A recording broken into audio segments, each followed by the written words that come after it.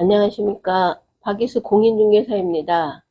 제가 화성 신동으로 사무실을 이전하고 처음 올리는 영상입니다. 여기는 동탄 2 신도시 근처고요. 제가 이제 동탄 쪽으로 온 이유는 평택의 가격이 너무나 높은 관계로 이제 좀 가격 메리트가 있는 곳을 찾다가 왔습니다. 오늘 올릴 영상의 내용은 이제 요새 경기가 안 좋고 금리도 높고 또 뭐 상황이 이렇다 보니까 부동산 가격이 폭락하고 있지 않습니까? 이럴 때 부동산 매입을 해야 하는지 이제 문의하시는 분들이 몇 분 계셨습니다. 그래서 이제 겸겸해서 전부터 제가 말씀드리고 싶었던 내용이 있어서 약간 이제 정리해서 올려봅니다. 요즘 부동산을 매입을 해야 하느냐라는 질문에는 네, 맞습니다. 라고 저는 설명드립니다. 투자라는 거는 가격이 저렴할 때 사서 가격이 오르면 이제 처분해서 양도 차익을 얻는 겁니다. 지금 이제 코로나가 끝나가고 있기는 한데 가격이 많이 빠져서 만약에 이 이제 몇 년 동안 있었던 부동산 폭등장의 이전 가격으로 돌아간다면 언젠간 또 그 가격을 회복할 겁니다. 그래서 저렴할 때 매입을 고민하시고 미리 내가 봐놨던 지역이나 봐놨던 물건이 있으면 그 가격의 추이를 보시고 이제 전보다 어느 정도 좀 빠지면 매입하시면 저는 좋을 거라고 생각합니다. 이유는 이제 이거죠. 어차피 인플레이션은 계속해서 발생될 겁니다. 그게 이제 8%가 될지 2%가 될지 1%가 될지 0%가 될지 0%면 인플레는 없는 거겠죠. 어쨌든 화폐의 가치는 계속 떨어질 거고 그 이제 반대로 가는 게 바로 이제 부동산 같은 불변하는 이런 부동산 상품이죠. 부동산은 이제 대표적으로 토지가 대표적인데요. 지금 우리나라 같은 경우는 한 60년, 70년 이렇게 누적해서 봐도 아무것도 안 해도 인플레 때문에 그냥 그 부동산 자체의 매매가가 올라가고 있습니다. 그래서 이제 부동산에 보통 투자하시려는 분들은 이렇게 쌀 때, 저렴할 때, 경기가 안 좋을 때, 이럴 때 좀 매입을 하시는 게 맞고요. 뭐 그거에 관한 그 성공 사례가 최근에는 그 IMF 때나 그 모기지론 사태 때 그럴 때 이제 출렁거릴 때 가격 떨어졌을 때 매입하신 분들이 재미를 많이 보셨습니다. 내가 작년 재작년에 미처 못 팔았다 하면 일단은 물렸으니까 내버려 두셔야겠죠. 근데 내가 추가로 매입할 돈이 있다, 투자금이 있다 하시면 망설이지 말고 지금부터 지금 뭐 전문가들은 내년 계속 안 좋을 거라 하지만 올해 하반기에서 내년 상반기쯤에 한번 보시고 매입하셔도 이제 더 떨어진 가격에 매입 못한 거를 이제 한탄하지 마시고 그랬다가 타이밍을 놓칠 수도 있으니까 한번 고려해 보시면 좋다고 저는 생각하고요. 그 다음에 지금 이제 금리가 엄청 많이 오르고 있는데 부동산 담보대출 5%가 넘어간 걸로 저는 알고 있습니다. 6%도 많이 받으시더라고요. 근데 이제 이렇게 금리가 올라가면 나중에 결국 부동산 가격이 또 올라가더라고요. 제가 그동안 겪어봤더니. 그래서 금리가 비싸다고 부동산을 매입하지 않을 이유는 없다라고 저는 생각합니다. 금리가 비싸면 이제 내가 내야 하는 돈이 많으니까 못 버티고 은행에 이제 연체가 생기면 6개월 지나면 은행에선 바로 경매에 들어가죠. 그러니까 내가 금리를 갚을 만큼이 되면 버티시고 금리를 당연히 못 갚으면 저렴하게라도 처분하셔야죠. 근데 이제 금리가 오르면 제가 지금까지 경험한 바에 의하면 좀 지나면 부동산 가격도 그거를 다 반영해서 부동산이 그걸 다 흡수합니다. 그래서 오르게 돼 있으니까 금리에 해당하는 이자를 내가 해결할 능력이 없으면 당연히 투자 못 하시는 거고 해결하실 수 있으시면 투자해야죠. 이런 방법도 있습니다. 내가 3년 동안 낼 금리까지 아예 대출을 받아서 그 부동산 그냥 그 통장에 넣어 놓으시는 방법도 있습니다. 물론 이제 초과로 좀 받아야겠죠. 대출이 나오기만 하면 받아서 그렇게 두셔도 되고, 근데 이제 3년 뒤에 그걸 못 뺄 수도 있겠죠. 그래서 이제 요거는 좀 심각하게 고민해 보셔야 되고요. 그 다음에 이제 부동산 만약에 내가 매입을 한다면 어떤 지역을 해야 되느냐. 저희들은 이제 먼 산지나 좀 조용한 곳, 뭐 아무거나 사도 다 오르지 않겠느냐 하지만, 물론 오르긴 오르죠. 근데 이제 조금 더 많이 오르는 곳을 선택하는 게 현명하겠죠?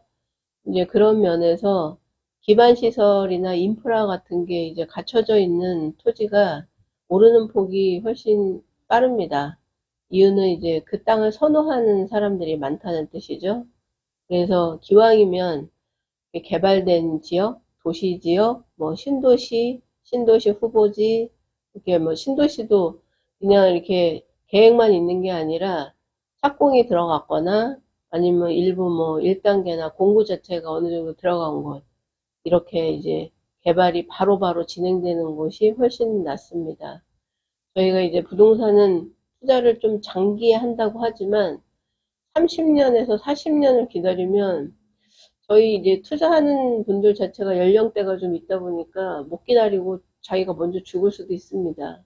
그러니까 너무 긴 장기는 보지 마시고 최소한 내가 5년, 10년 안에 그 이익을 좀 누릴 수 있는 곳, 이런 곳을 선택하시려면 좀 기반 시설이 충분히 갖추어져 있는, 인구도 갖추어져 있고, 그 다음에 이제 교통이나 도로 문제나 또는 주변에 이제 직장, 그러니까 소위 말하는 탄탄한 직장이 있는 곳, 뭐 전철역 부분, 뭐 이런 것들을 하시는 게 훨씬 낫죠.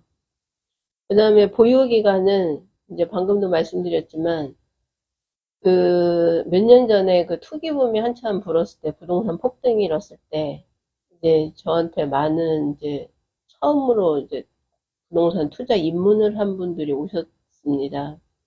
근데 이제 그분들이 어디서 이제 이런 공부를 배웠는지는 뭐 자세히 얘기는 안 하지만 그 카톡방이나 그 단톡방 같은 투자 컨설팅방이 있더라고요.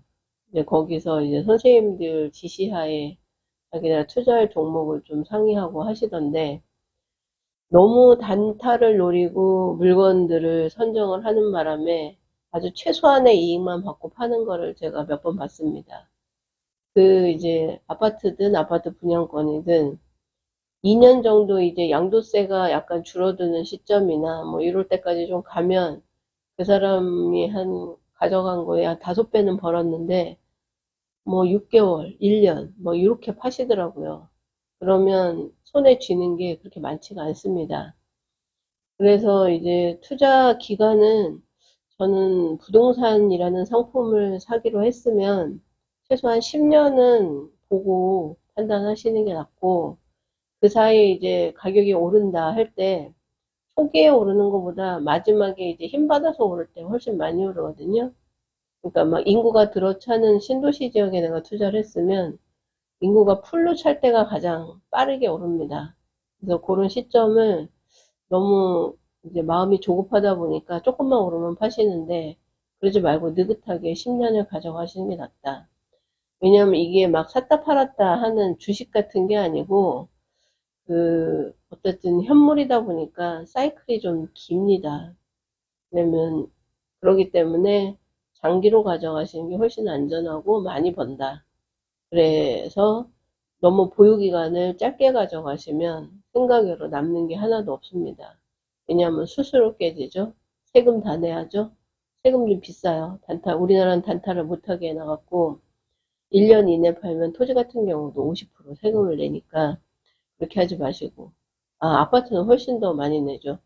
조정지역일 경우에 거의 뭐 60%, 70% 내니까요. 그래서 보유기간은 좀 10년 정도 보고 투자를 하시면 좋습니다. 그 다음에 이제 이런 제도, 저도 유튜브를 올리지만 요즘 이제 유튜브를 보고 투자 공부하시는 분들이 많습니다. 또는 뭐 인터넷이나 SNS 같은 걸 보고 많이 하시는데, 블로그나 유튜브나 카페나 뭐 이런 걸 보고 하실 때 거기에 나오는 전문가들의 말을 너무 100% 믿지 말라는 겁니다. 근데 제가 어떤 경험이 있었냐면 제가 세종시에서 일을 할 때, 그 유명한 그 공개 방송, 그러니까 TV에 나오는 방송에서 유명한 부동산 컨설팅을 하시는 분이 있었습니다. 근데 그분이 이제 서울에 관한 주로 투자 얘기를 많이 하셔서 제가 이제 서울에 안 살고 있기 때문에 공부를 하려고 많이 보고 있었는데 어느 날 갑자기 이제 시청자와의 상담에서 세종시 편을 하게 됐어요. 그래서 세종시에 제가 일하고 있는 지역에 딱 그 물건, 제가 잘 아는 물건들에 대한 컨설팅을 하시더라고요. 근데 그걸 듣고 이제 제가 느꼈죠. 아, 저렇게 서울에서 날고 뛰는 분도 딱 그 지역이 떨어지고 기간이 지나면 잘 모르시는구나. 근데 그분이 한 말씀은 한 3년 전의 상황을 말씀하시더라고요. 그, 그 부동산이라는 게 굉장히 국지적인 성격이 굉장히 강하기 때문에 외지에서는 거의 모릅니다. 그 지역 안에서도 그 물건, 그러니까 토지면 토지, 아파트면 아파트, 딱 그거를 취급하는 딱 그 부동산만 정확하게 그 현재의 분위기나 현재의 시세를 알 수 있는 겁니다. 그리고 앞으로의 비전도 알고 거기에 어떤 개발 호재가 있는지도 아는 거죠. 그래서 제가 이제 느끼는 게 모든 거에서 완벽한 건 없기 때문에 만약에 어떤 그 전문가, 그 사람이 경매 전문가든 무슨 어떤 식의 전문가든 부동산에 있어서는 그 국지적인 성격이 굉장히 강하니까 100% 믿지 말고 현장에 가서 그 자리에서 현지에서 일을 하는 부동산들의 말을 믿는 게 가장 정확하다. 얘기를 드리고 싶습니다. 그리고 이제 요거 말고도 제가 추가로 좀 드릴 말씀은 다음 이제 2탄에서 또 하겠습니다. 감사합니다.